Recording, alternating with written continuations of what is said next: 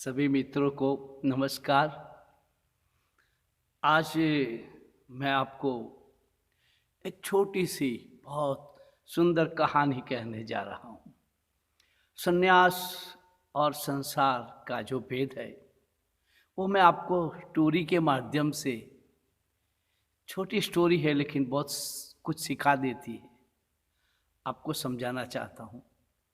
कुछ अलग सा भी होना चाहिए कभी कभी, कभी ध्यान सिखाता हूँ स्टोरी के माध्यम से ध्यान। एक सूफी संत फकीर गांव के बाहर अपना छोटा सा ठिकाना बनाए हुए अपनी तरह से मौज में रह रहा था। वहां से राजा गुजरता था। राजा हर रोज गुजरता।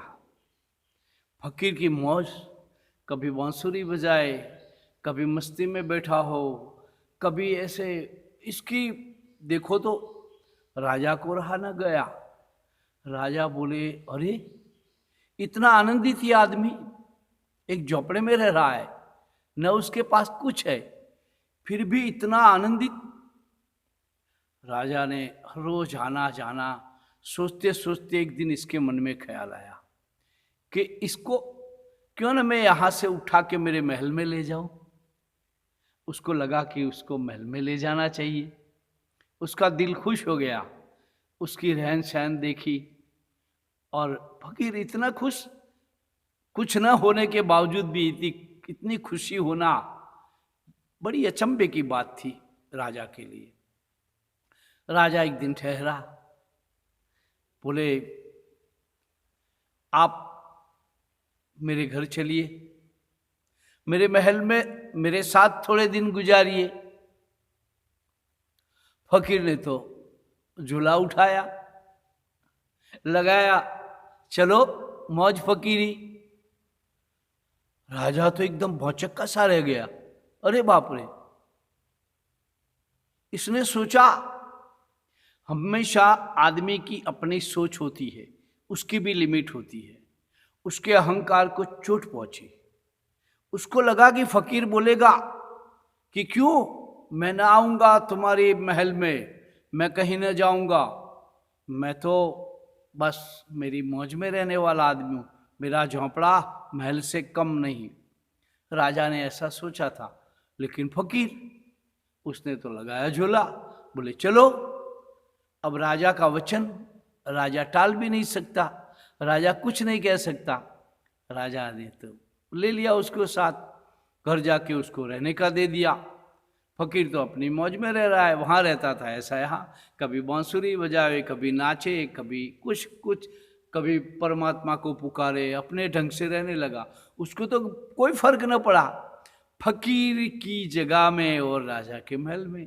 बहुत दिन हो गए, राजा को लगा ये आदमी तो हद हो गई। फिर राजा ने एक दिन बोला कि चलो मैं आपको अपने ठिकाने रख के आता हूं। बोले चलो, क्या हर्ज है? तो चल दिए। फिर चलते चलते चलते चलते चलते कुछ रास्ता आया तो बोला कि फकीर अब कितनी दूर जाएंगे? बोले और थोड़ा। फिर आगे बोले अब और थोड़ा, और थोड़ा। राजा रुक गया, बोले नहीं, अब और थोड़ा नहीं, बहुत हो गया प्रभु, हमें क्षमा करे, अब आगे नहीं। तब फकीर जोर से हंसा, मुस्कुराया और बोला कि जिस दिन तुम मुझे लेने आए, जब मैंने तुम्हारे महल में आने की हाँ बोल दी, तब तुम्हारे चित्त में जो विचार चला था ना, मैं पढ़ चुका था, मुझे पता चल गया था, तुम्हें बहुत चोट पहुंची थी।